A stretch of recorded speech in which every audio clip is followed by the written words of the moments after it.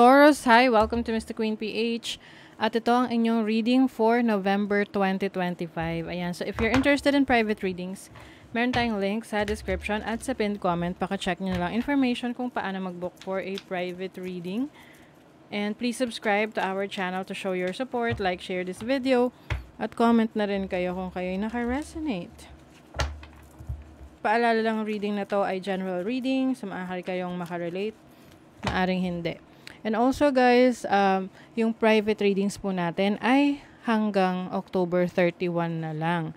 Starting November 1, 2025, hindi na po ako tatanggap ng private readings. Ayan. So let's see, Taurus. What's up? What's the energy para sa mga Taurus ngayong November 2025?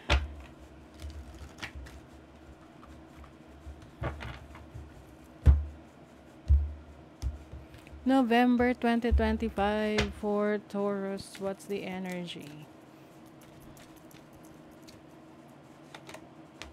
Page of Cups, Knight of Swords, the Strength card, the Five of Pentacles, the Justice card. Okay. So Taurus, itong November, pwedeng maging challenging na buwan to para sa inyo. In terms of your career or yung finances ninyo. Pwede kasi may struggle dito no? Pwedeng meron kayong makaaway. Kaya nga medyo maghinay-hinay kayo. Lalo na kung meron kayong hindi makakasundo sa pera, sa kontrata, sa business. Kasi baka mauwi sa demandahan, ha? Oo. So, maging umiwas doon sa mga sketchy na mga transaksyon. Also, pag-isipang maigi bago ka pumasok sa isang transaksyon, sa isang negosasyon, sa isang kontrata, business, or kahit ano pa to na may involvement ng pera.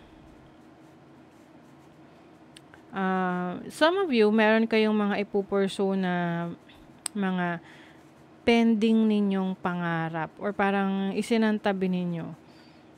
And ngayong November, you will try to make things happen para sa sarili mo about your goals, your dreams. Yun nga lang yung iba sa inyo pwedeng maging challenging ito. What is the Page of Cups? The King of Cups. Alam mo yung feeling na mas nagiging, instead na maging practical, mas nagiging delusional tayo na sa kakaisip, kaka-imagine natin ng mga gusto nating ma-achieve sa buhay. Hindi na tayo nakakapag-take action talaga ng merong konkretong plano, may execution ng mga steps. So that's why you have to be aware, no? Maging aware ka doon sa pangangailangan or kailangan mo, no? Ayan, no? Kailangan meron kang spark. Kailangan meron kang inspiration sa gagawin mo. Kasi minsan you get overwhelmed tapos parang di ka na makakilos kung ano yung steps na gagawin mo dahil na-overwhelm ka na na hindi mo na alam kung anong unahin mo. So, focus is your, parang yan yung magiging edge mo ngayong November. Na iwasan mo na madistract ka ng mga ibang bagay sa paligid mo. Ayan, the Tower. Kumbaga, may mga bagay na kailangan mo nang i-let go, pakawalan, kasi hindi na yon nakakatulong para sa'yo. Yun yung mga bagay na nag-hold on ka pa, pero hindi na siya talaga worth it. Hindi na siya para sa'yo, no? This can be a job, career, business, or a relationship with someone na nagpapahirap lang sa sitwasyon mo. Don't worry, you're going to heal easily from that, okay? Magba-bounce back ka, babalik ka, you will rise from the ashes like a phoenix, o diba? The King of Wands, feminine energy. So magbabalik ka as someone na maraming alam, marami ng wisdom, sa mga na-experience mo before. So, kumbaga, alam mo na yung gusto mo. Alam mo na yung mga lessons na natutunan mo. Oh, 'di ba? Tingnan pa natin. For Taurus. November 2025. November 2025 for Taurus. Aries energy. Start to act. Take action. Yan. Meron kang sisimulan. Finally, magti-take action ka na. Hindi ka na magmumuni-muni. Hindi ka na magpo-procrastinate. You will focus on what you really want. Imam Kweli is your foundation. Mas pinalalakas, pinatatatag mo yung pundasyon mo kasi yun yung magbibigay ng katatagan sa'yo. Sagittarius, this is about expansion. You are expanding your horizon. Pinapalawak mo yung kaalaman mo, abilidad mo. Some of you merong mga travel opportunities, no? That will bring you, kumbaga that will level up your life ngayong November. Maari ring merong person na magiging mentor mo, someone na magbibigay sa'yo ng advice, kung paano mo mas mapapaunlad yung sarili mo at paano ka makakaalis sa challenges na yan. Ayan flexibility. 'Di ba? Mas magiging flexible ka, marami kang alam, marami kang kakayanan.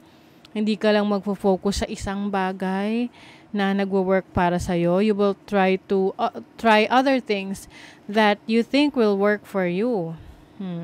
Communication, there is an important communication na marireceive mo ngayong November that will change your perspective in life, no? Maaring may communication with someone na hindi mo na nakakausap in the past, or merong importanteng news, no? Good news na darating sa'yo dahil na-achieve mo na yung certain goal mo, or nakapasa ka sa exam, ganun. Also have inner child. So ito yung sinasabi ko sa inyong pangarap ninyo ng bata kayo, na maaring ito yung gino-goal nyo talaga na ma-experience nyo or makuha nyo. Yung maisa katuparan nyo.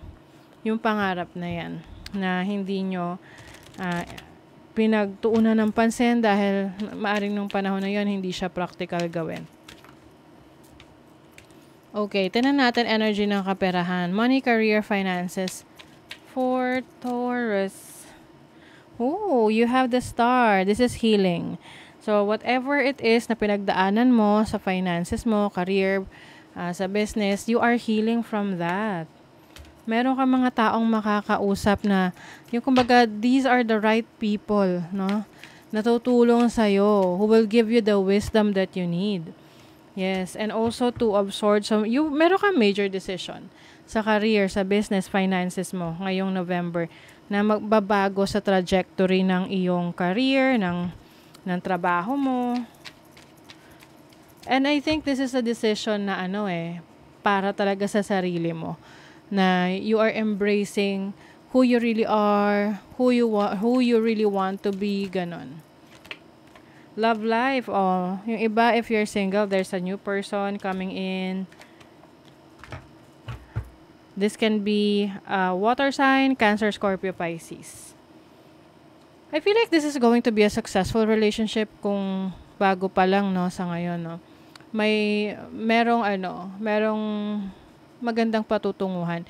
Yun nga lang, you also need to, parang, kailangan constant yung communication mo with this person, na lagi kayong, nag-uusap, no? Oo.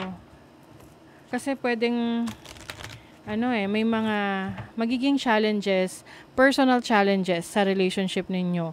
Like, for example, ikaw lang yung magkakaproblema, pero hindi naman yung person mo. So, kailangan i-communicate nyo yun na maayos. Or vice versa. Siya yung magkakaproblema, personal nyo yung problema, tapos maapektuhan yung relasyon ninyo. So, kailangan you support each other. It's all in divine order. Allow. How can you relax into the flow and go within the current of life? Yes. It is all in divine order. So, may mga bagay man tayong minamadali, gusto nang mangyari, pinupursue, na para bang gusto na natin makita yung resulta, yung end results. But, lahat yan, nasa divine order yan. Kailangan mo na lang mag-go with the flow. Kailangan mong dumaan dun sa proseso na yon. I-enjoy mo yung process, enjoy mo yung journey para mas ma-appreciate mo yung resulta niyan. Okay? So, that is your reading, Taurus. Thank you so much. See you again.